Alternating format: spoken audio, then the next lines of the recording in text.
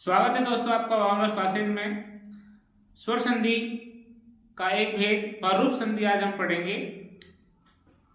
तो चलो शुरू करते हैं। शुरू करने से पहले मैं आपको एक बात बताऊं कि आप ये वीडियो पूरा देखेंगे तभी आपको जो संधि है वो समझ में आएगी। और यदि आप हमारे चैनल पर पहली बार देख रहे हैं तो अभी तक आपने हमारे चैनल को सब्सक्राइब नहीं किया है तो प्लीज सब्सक्राइब कर लें। चलो शुरू करते हैं। परूप संधि। परूप संधि का सूत्र है एंगी पररूपम। इस सूत्र में यहीं पर है कि एंगी मतलब एंग एक प्रत्याहार है और एंग प्रत्याहार में दो वर्ण आते हैं ए और ओ।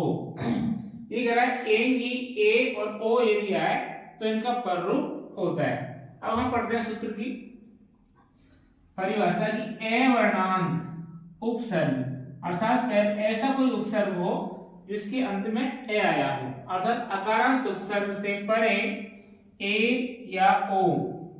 अकारांत उपसर्ग से परे ए या ओ अर्थात एंग से प्रारंभ होने वाले धातु आए।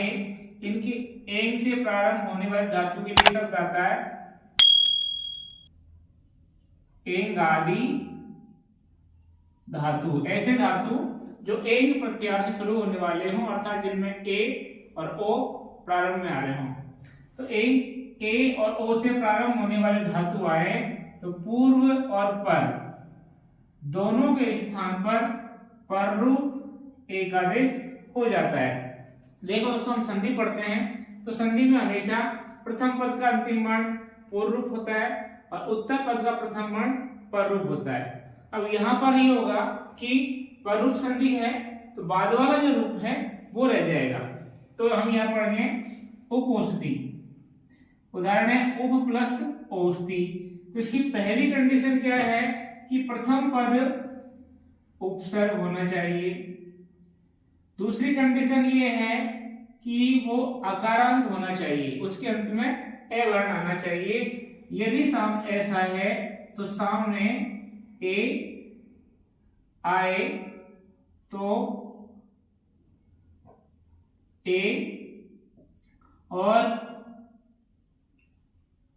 उपसर्ग कैसा, अकारांत उपसर्ग के सामने यदि ओ आए तो ओ।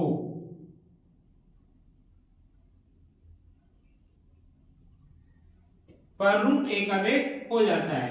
अब यहाँ पर ए क्या है पूर्व रूप, ओ क्या है पररूप। ए क्या है पूर्व रूप, ए क्या है पररूप। तो हमको बाद वाला रूप इसमें रखना है। तो उप प्लस औषधि।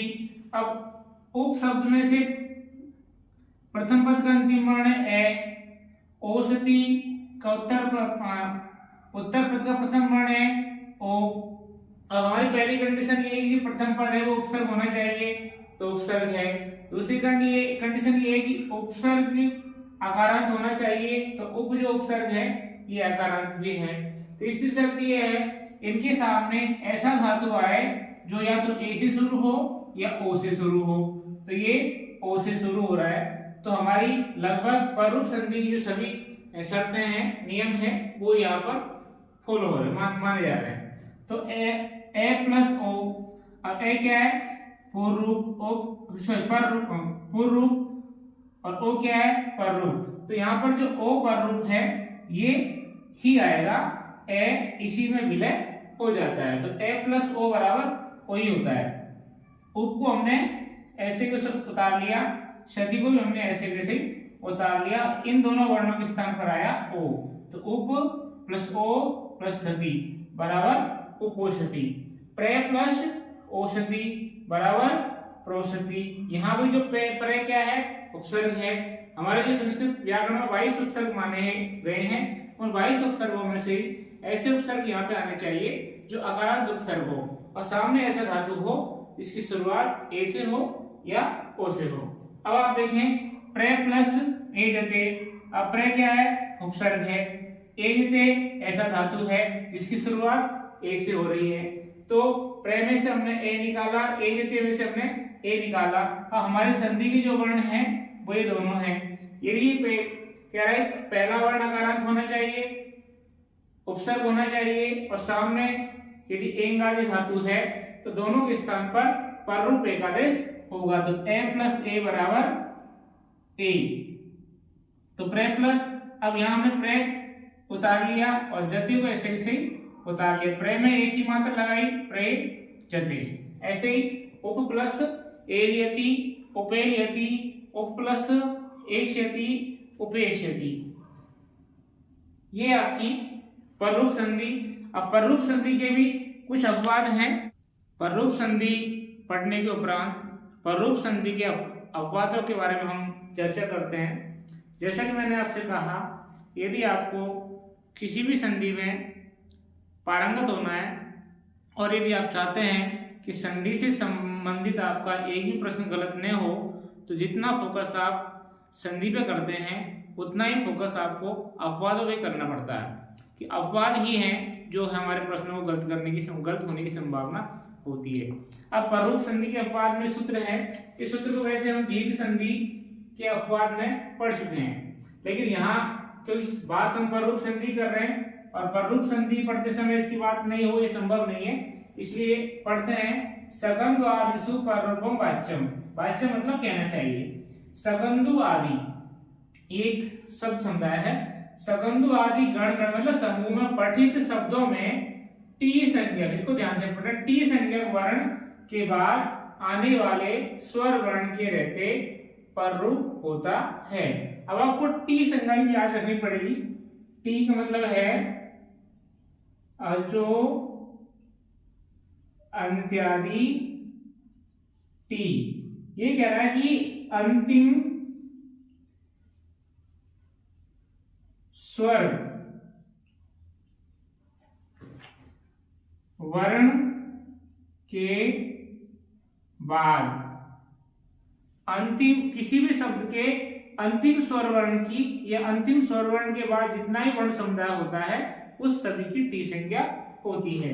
जैसे आप देखें मनस, मनस शब्द का अंतिम वर्ण क्या है? मनस शब्द का अंतिम वर्ण है ने में जो ए है, तो इसके दो टुकड़े करते हैं, मन प्लस अस।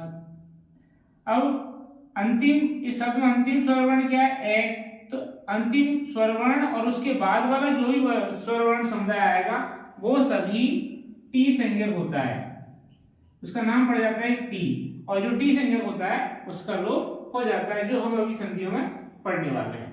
अब पहला उदाहरण है शक प्लस अंधु। अब शक प्लस अंधु में आप देखें यहाँ पर शक के अंत में ए और सामने ए, इसका फॉर्मूला है ए प्लस ए बराबर ए। प्रथम पद के अंत में ए और उत्तर पद के प्रारंभ में भी ए प्लस ए होना चाहिए दीर्घ संधि के हिसाब से आ, लेकिन यहाँ आने होकर के ए प्लस ए बराबर ए ही होता है, तो यहाँ पर होता है शकंदु। जैसे यहां देख लो शक प्लस अंधु। शक का जो अंतिम कै था, कै के अंत में ए है, उसका टी संज्ञा हो गई, तो शक और सामने से निकाला हमने ए और अंधु। ए प्लस ए बराबर ए, तो शक प्लस ए प्लस दो, तो ये हो गया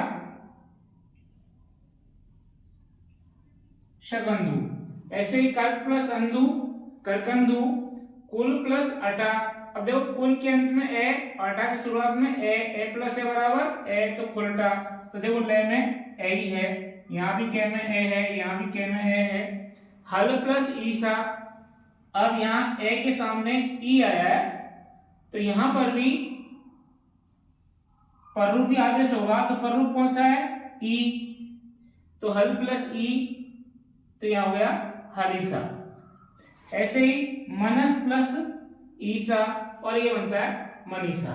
मनस का मैंने आपको बताया कि जितने वर्ण हैं उनमें जो अंतिम वर्ण है, अंतिम स्वर वर्ण, उसकी टी संज्ञा होगी, उसके बाद वाले जितने वर्ण हैं उन सबकी टी संज्ञा हो जाती है। जिसे आपको मनस प्लस ईसा मनीषा, इसको आपको समझाया मनस प्लस ईसा।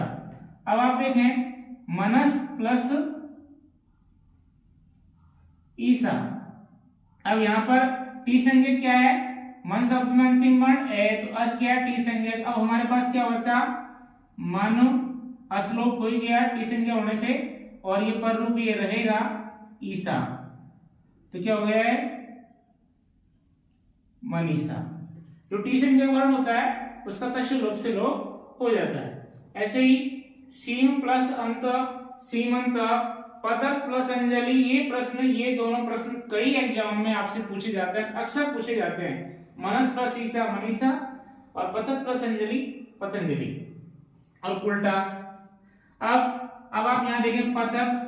अब पतक जो शब्द है इसका अंतिम स्वर वर्ण है ते में जो ए है, तो इसको हम अलग करते हैं पतक प्लस अत और सामने अंजलि। तो अब ये जो अत है ये क्या हो गया, इसकी हो गई टी संज्ञा, टी संज्ञा हो जाएगी तो इससे क्या हो जाएगा लोप हो जाएगा। तो अब हमारे पास क्या रहा पत प्लस अंजलि, तो क्या हो गया पतंजलि। अब इसमें आप देखें कि शकंदु, करकंदु, उल्टा ये तीनों ही दीर्घ संधि के अपवाद हैं। शकंदु, करकंदु, उल्टा।